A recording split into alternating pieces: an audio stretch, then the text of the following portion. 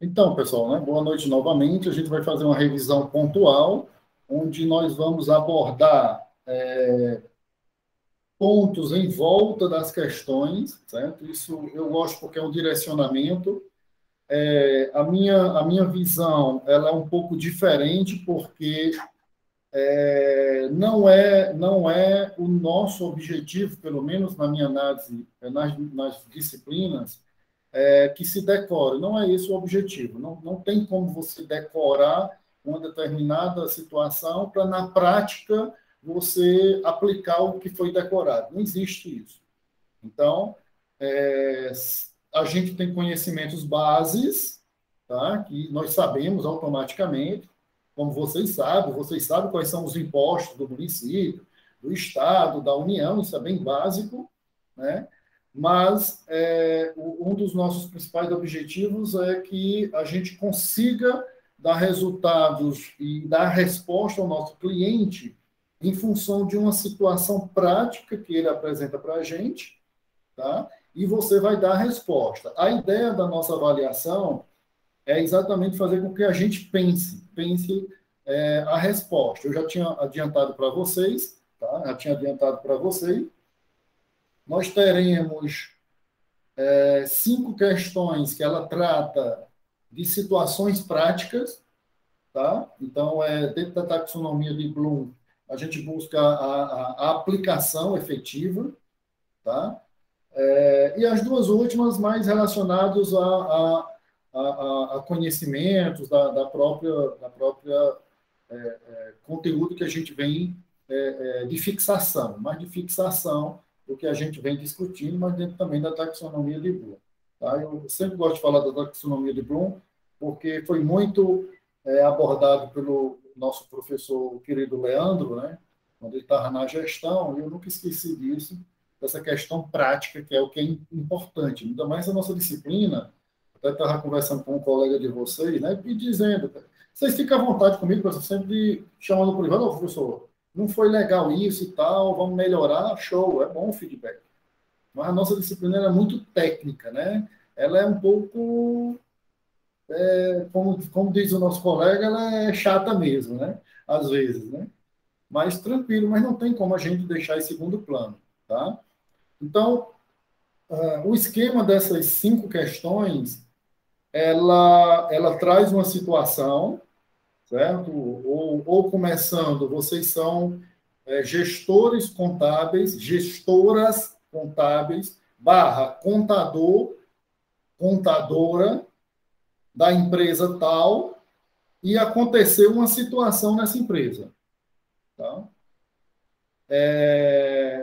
Essa situação, o dono da empresa ou o presidente da empresa, ele faz uma consulta a vocês. Então, digamos hipoteticamente, ou vocês trabalham na empresa, ou prestam assessoria, etc. Ou digamos que esteja no escritório de contabilidade, também, beleza.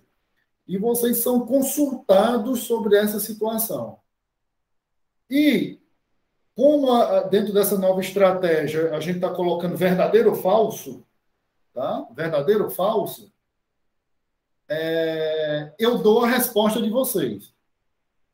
Ou seja, como se, no lugar de vocês escreverem, né, fazer subjetivo, eu já dou a proposição, certo?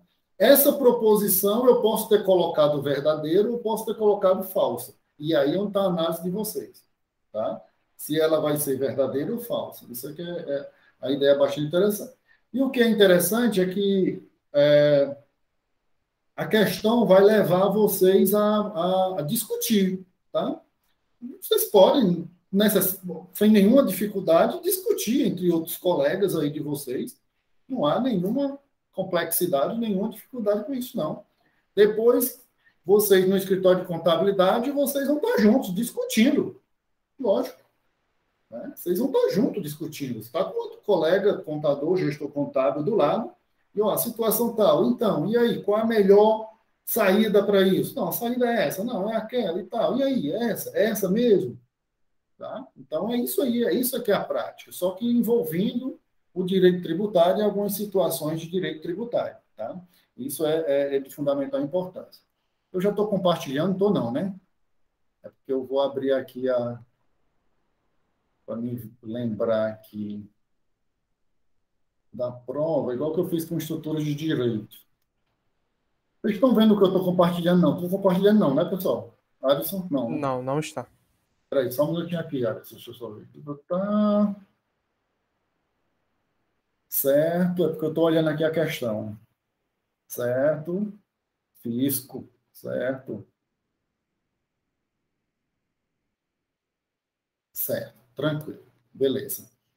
Então, é o seguinte, pessoal, deixa eu ver aqui.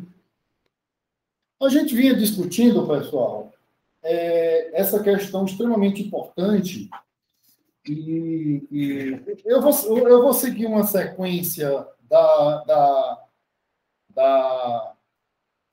do que está no Word, tá? Mesmo quando eu postar, né? É importante que vocês fiquem atentos, porque o sistema ele vai embaralhar as questões, né? Logicamente. Tá?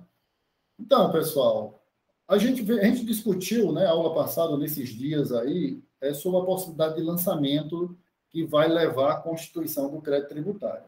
Tá? De fundamental importância essa nossa discussão sobre o lançamento que poderá levar à constituição do crédito tributário. Tá? E a gente viu 3 possibilidades de lançamento. Né? Claro que vocês já o sabem também, porque vocês já viram em outra disciplina, só aceitar aqui a Ranier. Boa noite, Kenderson. Vocês já viram, evidentemente, em outras disciplinas, tá? A possibilidade de lançamento tanto de ofício,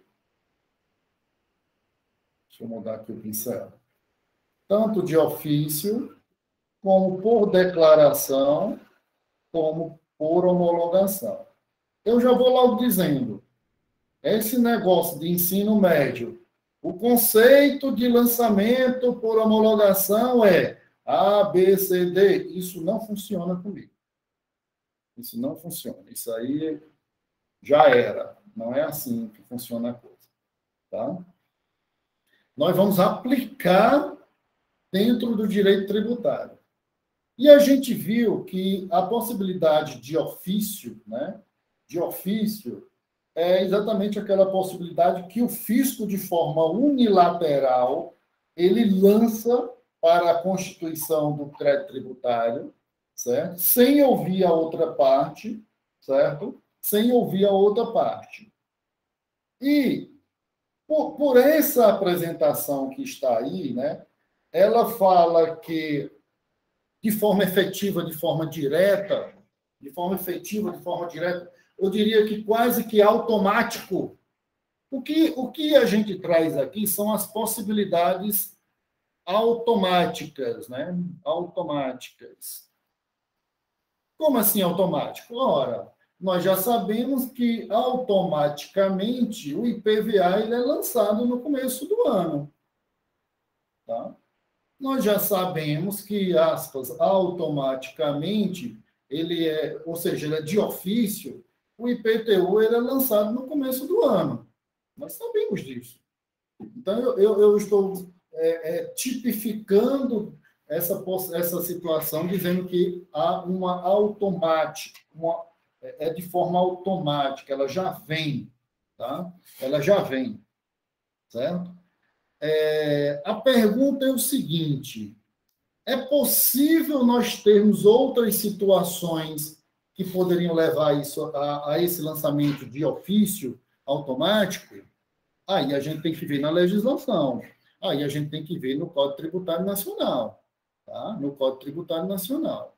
Tá? Logicamente que quando ocorre determinada situação de um determinado tributo, e mesmo que tenha e venha a exigir uma ação da parte do contribuinte ou do responsável tributário, empresa, tá?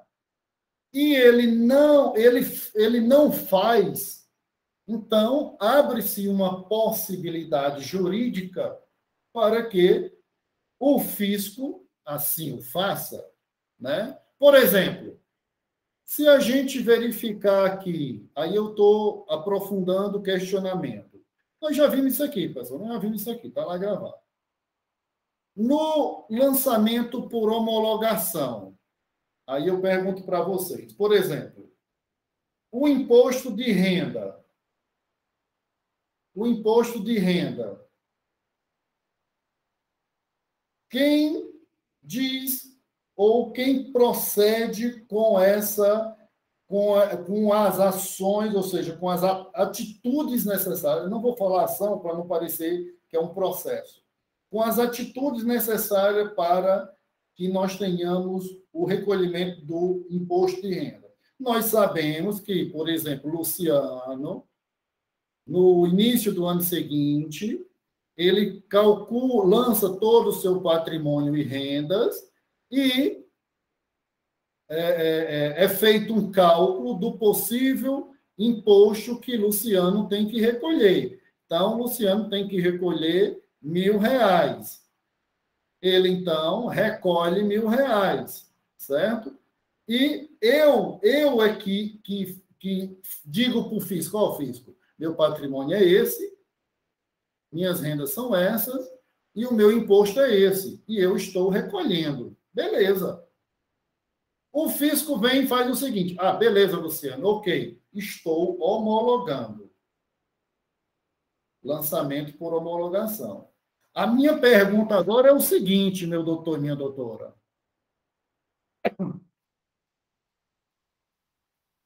Se eu devesse mais R$ 5.000, o fisco, esta situação por homologação, poderia se transformar em um dos outros lançamentos, sim ou não, na opinião de vocês? Olha só, a pergunta é o seguinte. Eu disse que devia R$ 1.000. Aí o fisco disse, opa, você caiu na malha fina, Luciano. Você não deve R$ 1.000, você deve R$ 5.000. Aí defesa vai, defesa vem, eu recorro, não ganho de jeito nenhum, etc. e tal, e tudo, não recolho de livre e espontânea vontade os R$ 5.000. O que é que o fisco vai fazer, pessoal? O que é que ele poderá fazer? Ele poderá lançar de ofício, concordam? Ele poderá lançar de ofício a diferença, no caso aí, R$ 4.000. É possível acontecer isso. Nós sabemos que é possível acontecer isso, sim. Tá? E vocês sabem que é possível. Então, é uma ação que é considerada de ofício e está lá no artigo que trata disso. Tá? E está lá no artigo que trata disso. No artigo que trata desse lançamento de ofício. Ele tem várias possibilidades e, dentre elas, está dizendo isso lá. Tá? Então, assim, nós estamos aprofundando as possibilidades. Porque, assim, perguntar direto, assim, assim, assim, não vai ter assim. Nós temos que analisar o contexto do lançamento para que a gente dê a resposta real para o nosso contribuinte, né? Para o sujeito passivo, tá? Para a pessoa física ou a pessoa jurídica que vai perguntar a vocês, gestores contábeis e ou contadores, tá? Então, nós estamos tratando de situações possíveis, situações práticas possíveis, tá? Certo? Então, tem essas particularidades. Mesmo que nós tenhamos nessa tabelazinha, eu estou reafirmando, nós temos situações possíveis que a gente pode denominar de automática. Tá? Por exemplo, o imposto sobre a transmissão causa mortes e direito é automático no sentido de que eu tenho que declarar quanto é que vale o meu patrimônio. Quando eu declaro quanto vale o patrimônio, o fisco diz, você declarou que vale 100 mil, então o fisco pode ir lá, o fisco pode fazer uma vistoria? Pode. Tá? Ele pode não fazer? Também não pode. Ele não é obrigado. Tá? E ele diz, ó, então você vai pagar o imposto ITC-D ou ITCMD X. Tá? Então, eu declaro e automaticamente o fisco diz quanto é e emite, certo? As devidas guias para pagamento, né? O DAI, né? Isso aconteceu já em algumas situações práticas. Então, pessoal, esse ponto do lançamento que a gente tem que ter em mente é que, mesmo nós tendo essas situações que estão aí nessa tabelazinha, são apenas algumas situações que eu estou denominando de automático. Automático, eu expliquei, no sentido que ela vai acontecer independente, mas nós devemos ter em mente que é possível termos outras situações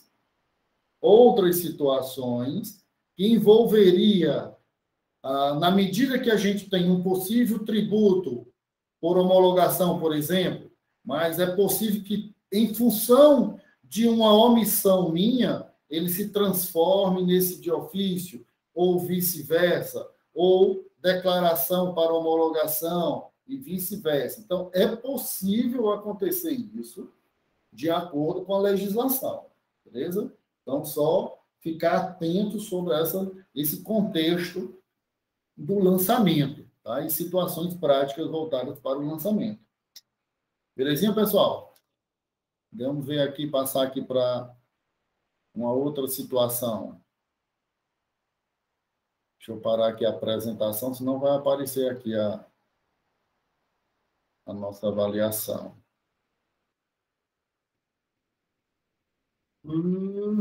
Espera ainda.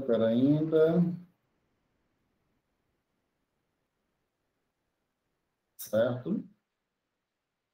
Certo. Certo?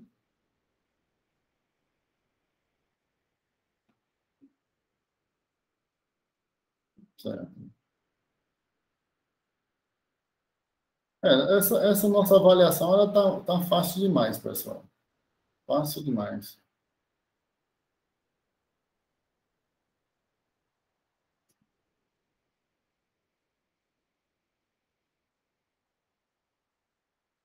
Um outro ponto que a gente discutiu bastante, pessoal, foi sobre a elisão, a evasão e a elusão fiscal. Tá? Então, vamos relembrar bem direitinho aí. Certo? Elisão, nós já vimos que está diretamente vinculado ao planejamento tributário. Planejamento tributário. Tá? Que é objeto, inclusive, da parcial da AV2. Certo? É lícito. É lícito. Ele ocorre antes da constituição, evidentemente, do crédito tributário. Tá? Então, você faz toda a análise da empresa, já defendo, já disse para vocês que devemos ter um departamento específico do planejamento tributário, é o que eu defendo. Eu digo isso lá para o pessoal contador, certo? Onde você, evidentemente, após analisar toda a questão tributária, empresarial propriamente dito, você vai sugerir, claro, né, como contador, gestor contábil, estratégias para possibilitar uma redução da carga tributária. Tá? Então, mas quais? Depende. Qual é o tipo de empresa, qual é o tipo societário, e por aí vai. Tá? Vocês viram aí sociedades empresariais ali, direito empresarial com o professor Ricardo. Então, a elisão é extremamente importante, é estratégico, deve constar no planejamento estratégico da organização, deve constar no plano de ação da organização e é de fundamental importância, isso é indiscutível. Quando a gente vem para a evasão fiscal, nós estamos falando dos crimes da Lei 8137/90, tá? Os crimes de sonegação fiscal. Sonegação fiscal. Certo? E nós temos isso exatamente bem específico no parágrafo 1º e no artigo 1º e artigo 2º desta lei. Tá? Evasão fiscal, nós temos duas possibilidades aí. Duas possibilidades. Primeira, fisco vai empreender as ações contra o nosso contribuinte para que ele pague o que deve, a pecúnia, certo? A pecúnia. Então, nós temos as chamadas as ações cíveis, aí a ação apropriada é a ação de execução fiscal, tá? E existe a possibilidade, logicamente, de o fisco fazer uma notícia-crime, ou no latim, notitia criminis, né? Criminis, notícia criminis, é a mesma pronúncia quase, porque só que a escrita é notitia, TIA ao final, notitia criminis, tá? Uma notícia-crime ao Ministério Público, e o Ministério Público poderá denunciar, evidentemente, esse nosso contribuinte, e ele poderá ir para a cadeia, tecnicamente, pela nossa legislação. Tá? Mas nós já sabemos que não é interesse do fisco, logicamente, que ninguém vá preso. Ele quer arrecadar. É por isso que é possível, até determinado momento, quando é que, professor, mas o senhor fala até determinado momento? É porque quando a gente estiver falando de direito penal tributário, quando a gente estiver falando já, para a V2, de direito penal tributário, aí eu vou mostrar na legislação. Se o seu contribuinte, até determinado momento, confessar, recolher, etc. tal, o Estado não vai levá-lo para a cadeia. É a chamada extinção da pretensão punitiva do Estado. Show. Mas só que se ele ultrapassar determinado momento, dormir no ponto, aí pode ter mais dinheiro para recorrer até Brasília, até o Superior Tribunal de Justiça, ou, como tudo é constitucional, pode levar para o Supremo Tribunal Federal. Tá? Nós vamos ver lá em direito penal tributário, já, mais na frente. Tá? Então, nesse artigo 1º e artigo 2º, por que a gente foca no artigo 1º e 2º? Porque é a base, os outros artigos são questões procedimentais, tá? Mas o artigo 1º e 2º, ele é o que a gente chama, ele capitula, ele traz de forma taxativa as possibilidades de crime de sonegação fiscal, tá? E evasão fiscal. Então, de fundamental importância que tenhamos em mente esses dois artigos, certo? Porque eles são situações que podem acontecer de forma comum, logicamente, de forma comum. Por exemplo, o fisco me notifica porque eu errei e não coloquei uma fonte de renda no meu imposto de renda, certo? Quando ele me notifica isso ali e eu persistir, eu estaria cometendo um crime dessa lei 8137/90, tá, pessoal? Eu estaria cometendo. Só que quando eles você não deve 1.000, você deve 5.000, e eu reconheço e pago, aí não haverá processo penal, tá? A técnica jurídica e de fato o que acontece é isso, porque as pessoas não sabem. A verdade é essa, as pessoas não sabem, é isso que acontece. Tá? Então, de fundamental importância, pessoal, vocês, como gestores contábeis, contadores ou contadoras futuramente, é de fundamental importância termos o contato dessa situação prática, certo? E os crimes que lá estão previstos no artigo 1º e 2º. Tá?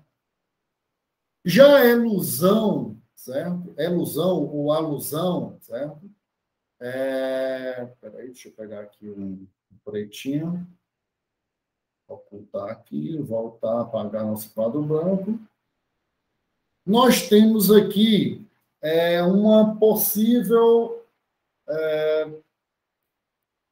aquela coisa, né? Ele é considerado uma possível fraude, né? Há uma maquiagem, há uma manipulação contratual.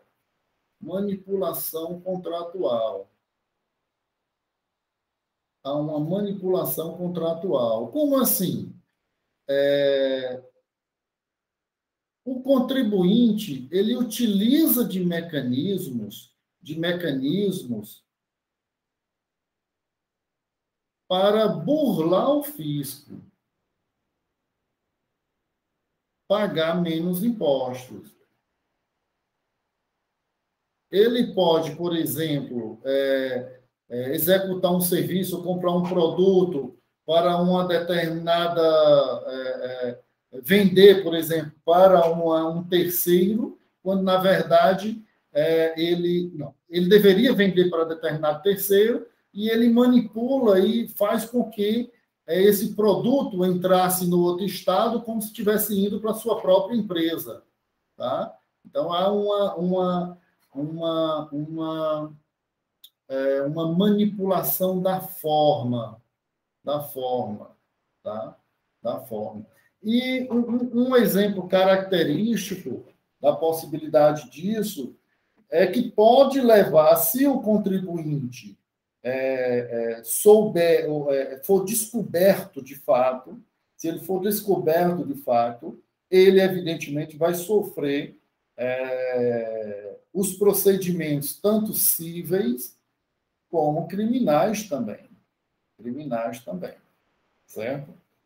Então, ele manipula os contratos, e aí eu falei lá nas nossas aulas com algumas outras possibilidades e outros exemplos, certo?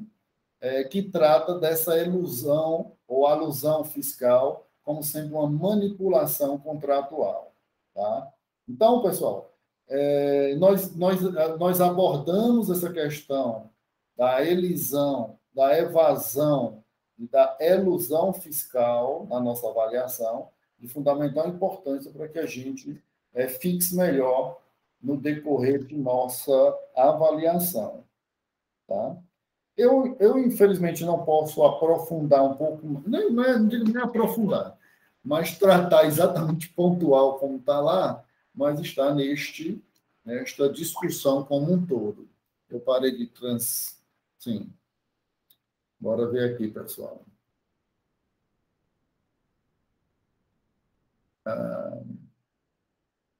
Certo? Certo. Eita, vocês deram um parecer muito grande aqui.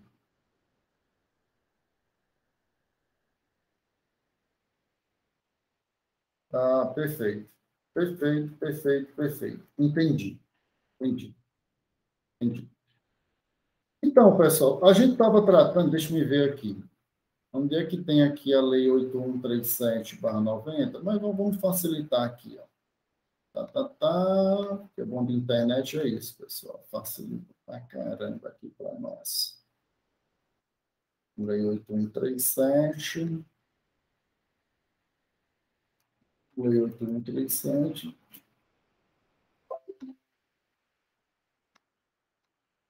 Então, pessoal, aqui nós temos aqui, vamos ver aqui, Lei 8137/90. Então, está aqui a Lei 8137/90. Está aqui, pessoal. A lei está lá no Planalto, direto do site, define os crimes contra a ordem tributária, econômica e contra as relações de consumo e dá outras providências. Então, veja bem, pessoal, ratificando até o que eu falei para vocês agora há pouco. Artigo 1º, constitui crime contra a ordem tributária suprimir ou reduzir tributo ou contribuição social e qualquer acessório, mediante as seguintes condutas. E aí ele traz as possibilidades. Omitir informação ou prestar declaração falsa, fraudar a fiscalização tributária, certo? Fiscalizar ou alterar nota fiscal, elaborar, distribuir, fornecer, emitir ou utilizar documento que seja falso, negar ou deixar de fornecer, quando obrigatório, nota fiscal ou documento. Nós temos aqui uma pena de reclusão de 2 a 5 anos e multa. E o artigo 2º, ele traz quais são os crimes que também se equiparam a esse mesmo contexto. Tá?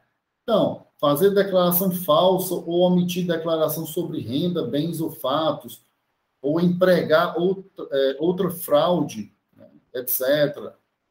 Deixar de recolher no prazo valor ou tributo ou de contribuição social, certo? Exigir pagar ou receber para si ou para outro contribuinte, etc. A questão dos incentivos fiscais. Deixar de aplicar aqueles recursos, parcelas de incentivos fiscais, utilizar ou divulgar programa de processamento de dados que permita ao sujeito passivo da obrigação tributária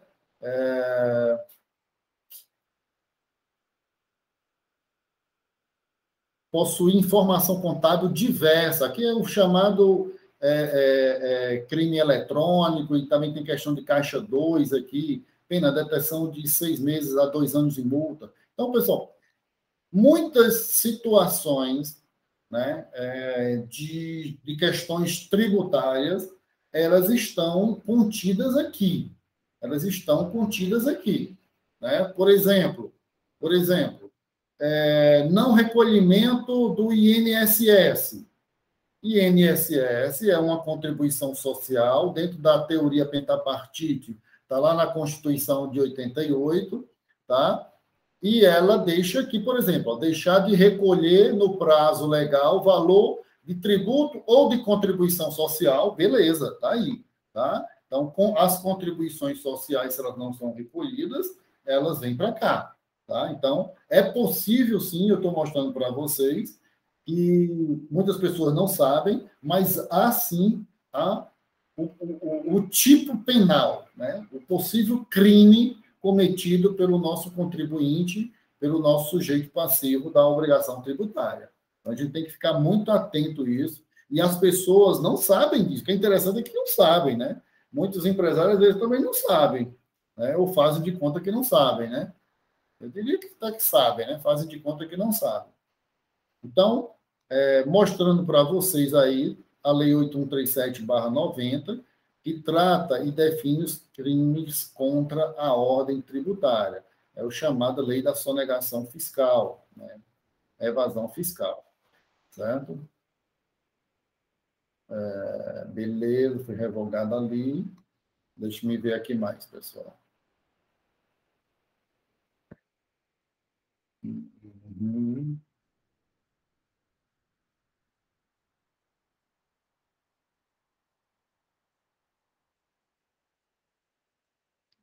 Também nessa lei aqui, deixa eu ver aqui.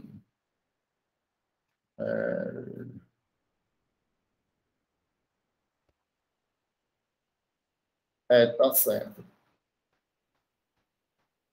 Beleza, também se aplica. Beleza. Só um minutinho, pessoal.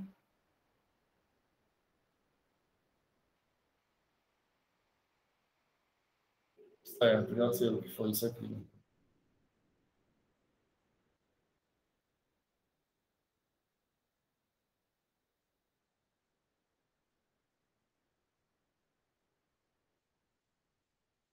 Beleza, entendi. Bora voltar aqui para cá.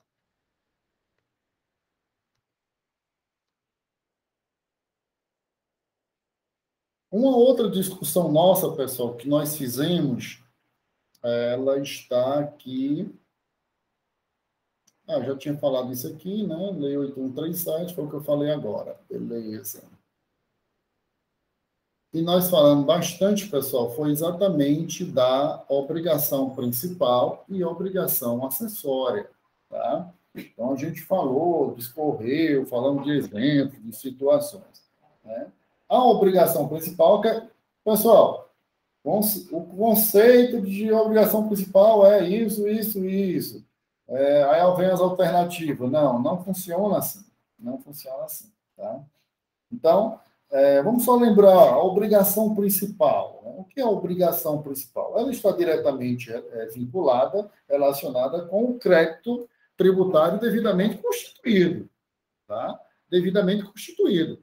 É essa obrigação principal devidamente constituída, certo? Que decorre do lançamento, logicamente, é que, a partir daí, o fisco poderá entrar com ação de execução fiscal. Tá? Ação de execução fiscal. De fundamental importância esse contexto. Tá? Então, qual seria? Quais são as possibilidades de obrigação principal? Pessoal, a obrigação principal são todos os tributos devidamente constituídos com o seu fato gerador, certo?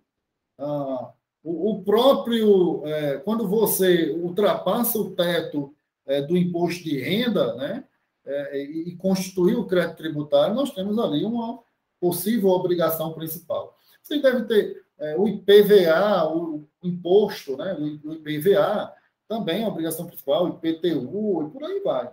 Tá? Aí você diz, mas Luciano, você sempre fala assim do possível imposto, do possível tributo, da possível possibilidade de ação de execução fiscal. Doutor e doutora, não estamos falando de direito, doutor e doutora. Tudo é possível. É possível que o fisco te cobre? É sim. É possível que você consiga uma ação judicial para que não lhe cobre? É sim. Calma, é possível, tudo é possível. Né? Assim como no direito, tudo depende, né? Tudo depende e tudo é possível. E uma vez discutindo filosoficamente, e aí perguntaram, Luciano, eu já dei aula de ética também.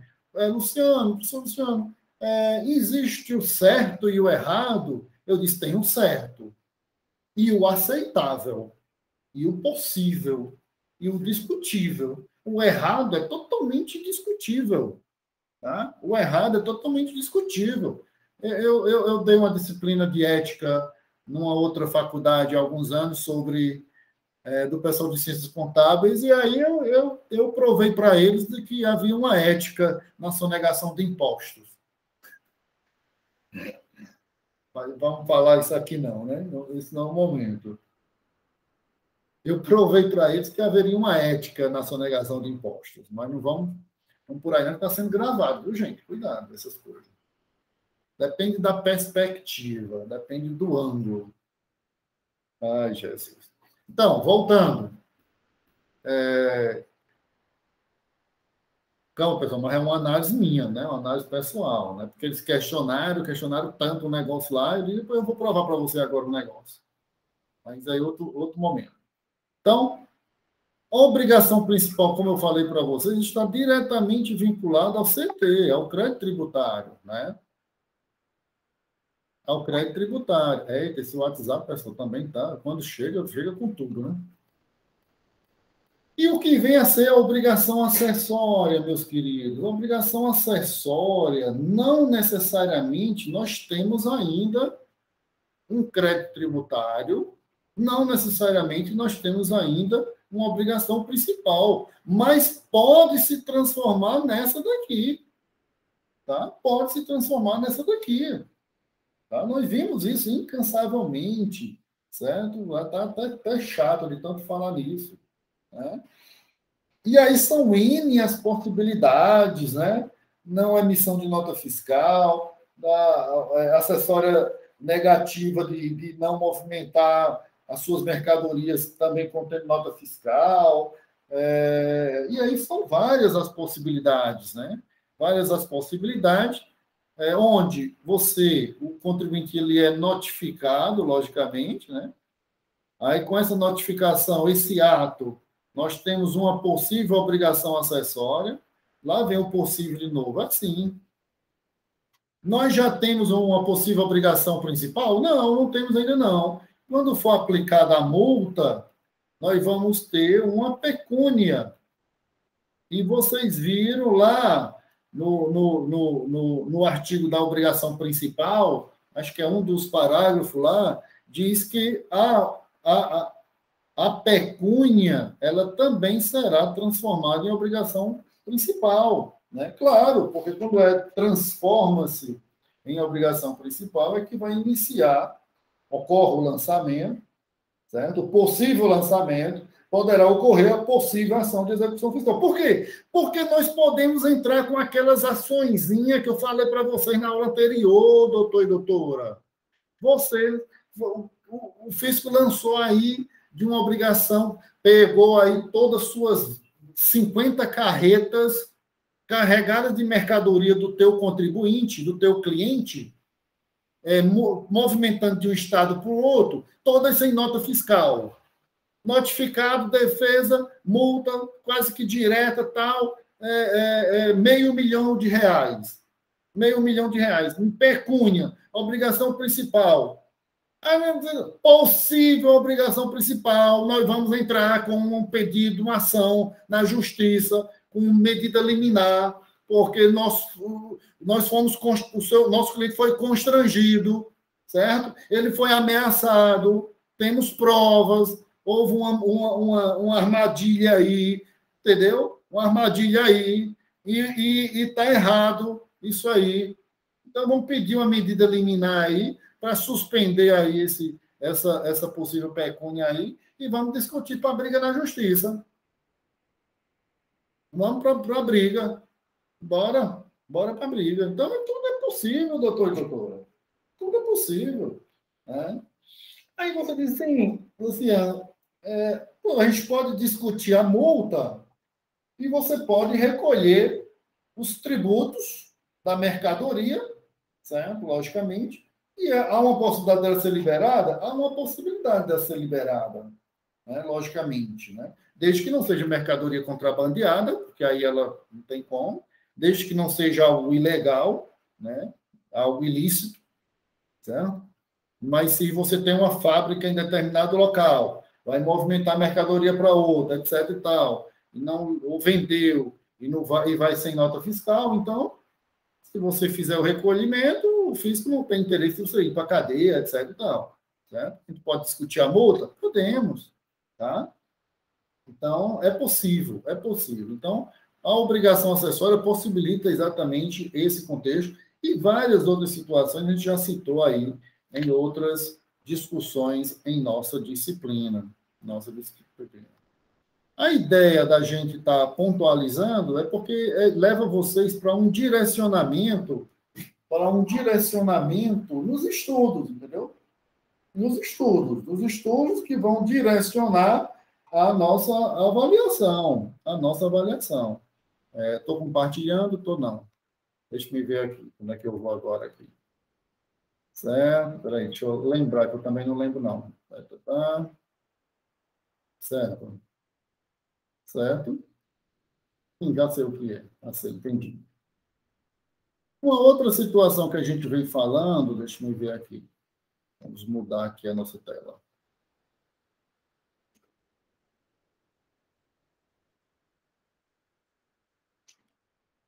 Ok. Outra situação que a gente vem falando aqui, eu acho que é bem o último.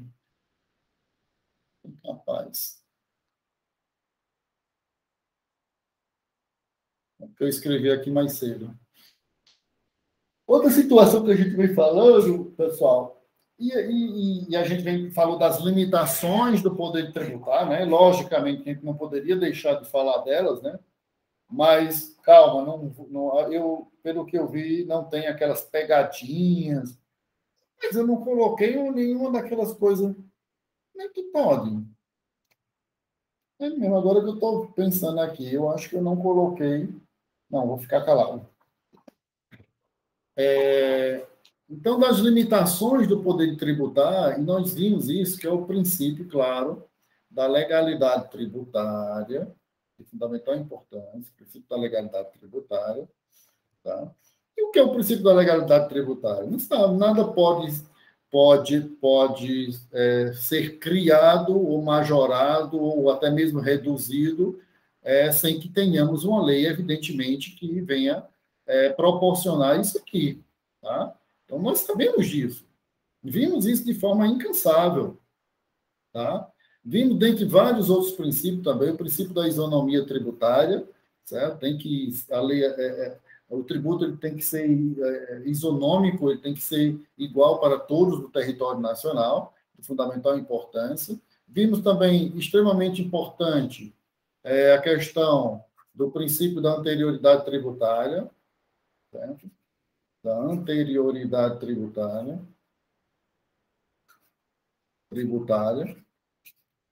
Logicamente que nós sabemos que os impostos, se forem majorados, etc., criados, reduzidos, etc., eles vão entrar no exercício seguinte, tá? Vimos também as exceções, que são os impostos, que vão, dentro de suas funcionalidades, ele pode ter a regulação da balança comercial, certo? Imposto de importação, imposto de exportação, IPI, certo? IOF. Vimos tudo isso com todas aquelas exceções, certo? Sabemos que tanto a Constituição Federal, que tem isso aqui, que tem essas limitações do poder tributar, ela recepcionou o Código Tributário Nacional, ou seja, tanto a Constituição como o Código, como o CTN, eles são fontes do direito tributário, sabemos disso, tá? Sabemos disso. Sabemos que, evidentemente, que o CTN é uma lei ordinária, certo? Mas foi recepcionada como lei complementar. Então, são situações extremamente importantes que a gente precisa ter em nossa mente, fixar, não precisamos decorar, mas que nós já sabemos naturalmente pelo desenvolvimento de nossas discussões, tanto em sala de aula como no contexto prático propriamente dito. No contexto prático propriamente dito. Beleza? Beleza. Certo? Certíssimo. Tranquilo. Tranquilo. Pessoal, então, em linhas gerais, eu abordei todos os pontos extremamente importantes para a nossa avaliação, tá? Então, deixa eu só compartilhar isso aqui. Então,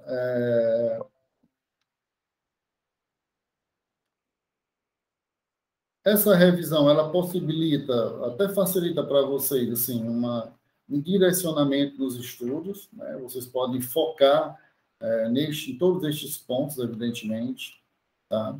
Evidentemente. E é isso. Alguma colocação, pessoal? Ixi, já é 21 e 23. Jesus. Tudo beleza, professor. Deixa eu só parar aqui, pera ainda.